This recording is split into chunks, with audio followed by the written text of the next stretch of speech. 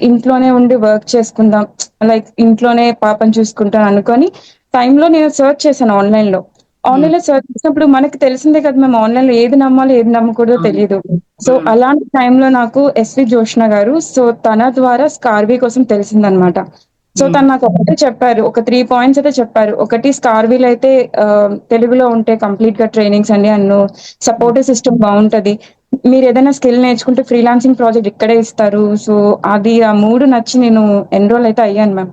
హ్మ్. So, enrol అయిన తర్వాత ఫస్ట్ ఇనీషియల్‌గా నాకు కొంచెం డౌట్ అనిపించింది. లైక్ నేను చేయగలనా అని ఒక కాన్ఫిడెన్స్ తక్కువుండేది. హ్మ్. తర్వాత చాలా మంది ఇన్‌స్పిరేషనల్ స్టోరీస్ చూసాం మన స్కార్వీ వాళ్ళదే. సో, హ్మ్. నేను అనుకున్నాను ఓకే. నేను చేయాలి. నాది కూడా ఫ్రీలాన్సింగ్ ప్రాజెక్ట్ ఆ పోస్టర్ పడాలి అని ఆ! చెప్పి అనుకున్నాను మ్యామ్. సో, దాని ప్రకారంగా నేను ఫ్రీలాన్సింగ్‌కి రిక్వైర్డ్ స్కిల్స్ ఏమున్నాయో నేర్చుకున్నాను. టైమ్ తీసుకున్నాను. బట్ నేర్చుకున్నాను. సో, హ్మ్. నేర్చుకొని ఇంప్లిమెంట్ చేశాను. మీరు నాకు ప్రాజెక్ట్ అసైన్ చేయడం, నాకు స్కార్వీ నుంచి రావడం అది చాలా పెద్ద achievement ma'am. Thank you for that. And ఇంకోటేంటంటే ఫస్ట్ ఇనీషియల్‌గా హస్బెండ్ నాకంత సపోర్ట్ చేయలేదు మ్యామ్.